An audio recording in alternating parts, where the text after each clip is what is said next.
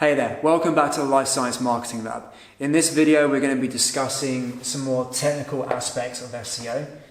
And this is stuff, it's not really to do with your keywords or your on-page or getting your keywords into your content, anything like that. This is to do more with the development of your website. Which your developers should really be dealing with, but it's very, very good for you to have an understanding of this, a basic understanding of this kind of stuff. So I'll split this up into two sections, the first being indexing. So indexing is ensuring that search engines are finding the content that you want it to. So there's certain tools such as your sitemap, your robots.txt file, and Google Webmaster Tools. You can use these files and these tools to ensure that search engines are indexing the correct pages. And when it indexes those pages, it can then use them in their search results. And it's also important for you to tell the search engines what pages that you don't want it to index, that you don't want it to produce in the search results. And using these three things and other stuff, you can do that. And the next is your site functionality and your user experience or UX. The reason why this is important, your site functionality, things like page speed. So if a user comes to your website and he's waiting minutes and minutes for a web page to load, he's then going to bounce to another site. So that's something to do with your site functionality. That's really important for SEO, because if your page speed is low, it is slow, and users are bouncing to other websites for that reason, that's going to impact your user behavior data, which Google picks up on. It's going to know that for some reason you have a bad site, and that could be due to page speed. And in fact Google has a page speed tool that it uses to understand what your page speed is, and it uses it in fact as a direct ranking factor. The other thing is broken links.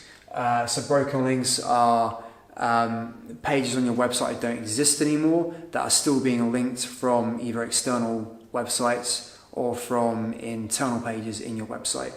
So that causes a bad user experience again, because if these users are constantly landing on pages that don't exist, again, it's a bad indicator. Google picks up on this stuff. Your users are going to go to different websites because they have this bad user experience, and your user behavior metrics are going to be affected. So let's go and have a look at the computer, and I'm going to show you in a bit more detail some of this stuff. Here we have our website, supremeoptimization.com. And firstly, we're going to look at the sitemap and what that is and how it helps Google to index pages. This is the sitemap for our website, and you will always find it at the root of the website. And from here, there's sub-sitemaps. And if we click on the first one, the post sitemap, it lists all the different posts on our blog that we have published.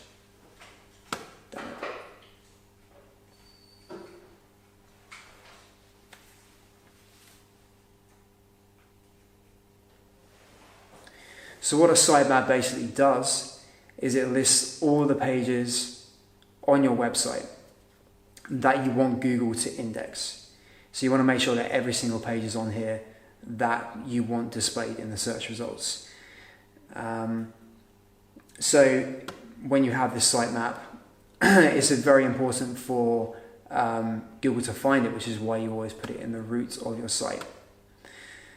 There's two other tools to ensure that Google finds your sitemap.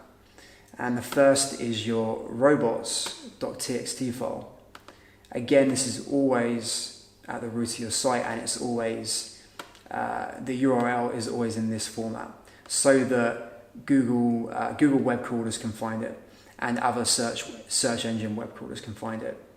And what you do in here is you actually reference where your sitemap is.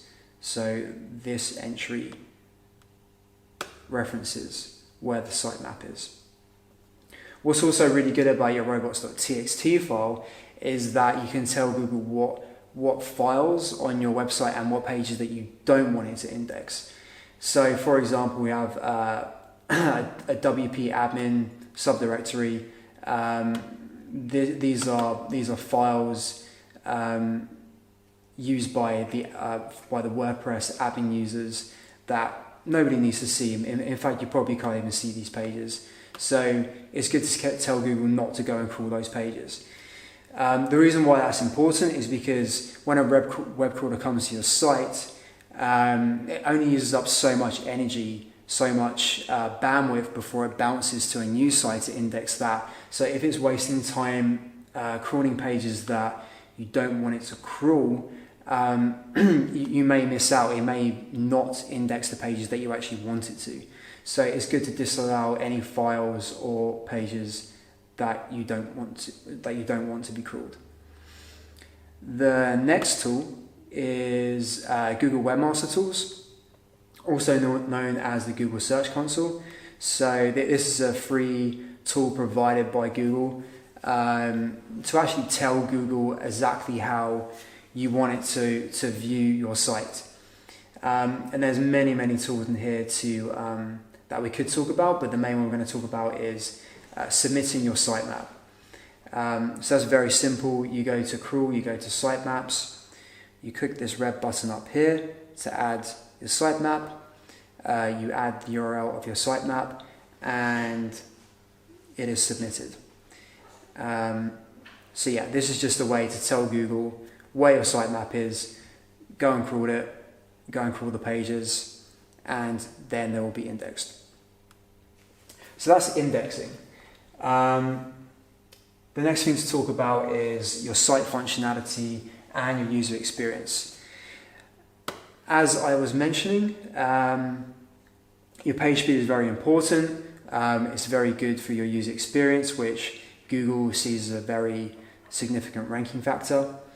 And there's a really good tool that Google provides called Page Speed Insights, and you can type any website in here and click Analyze, and it's going to analyze your page speed.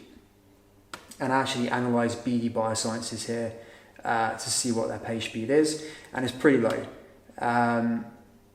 For such a big brand in life sciences, is very low, 33 out of 100. So what this does is actually gives you recommendations of what you can do to actually fix your page speed. We want to be looking to get up into the 90s. We want this to go from red to orange to green. We actually want it in the green category, which means it's very fast.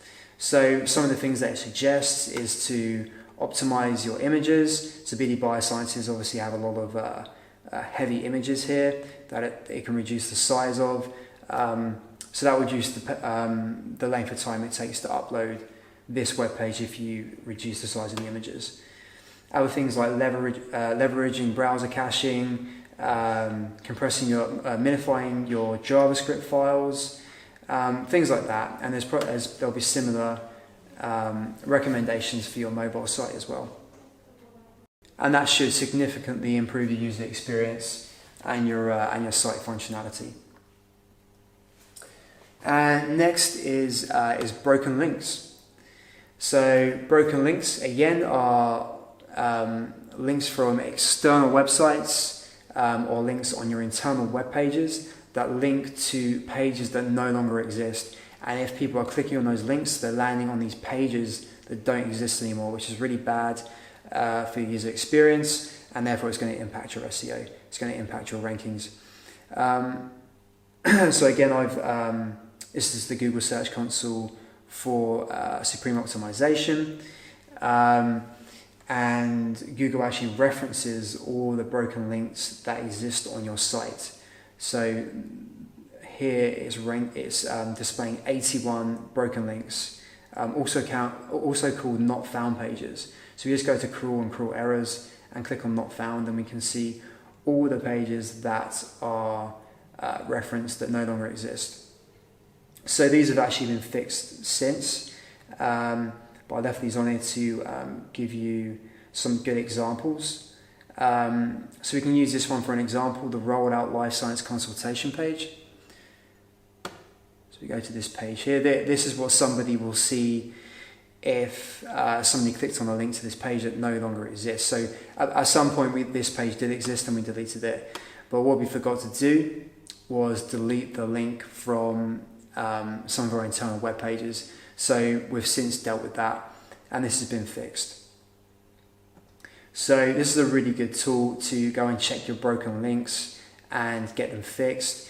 If it turns out that some of these links are on external websites, you may not have the control to go and remove those links. And in fact, those external links could be very good for your SEO, is very good for your link profile. So you don't actually want to waste those. So what you would do is actually get this page redirected to another internal page that's relevant to that link.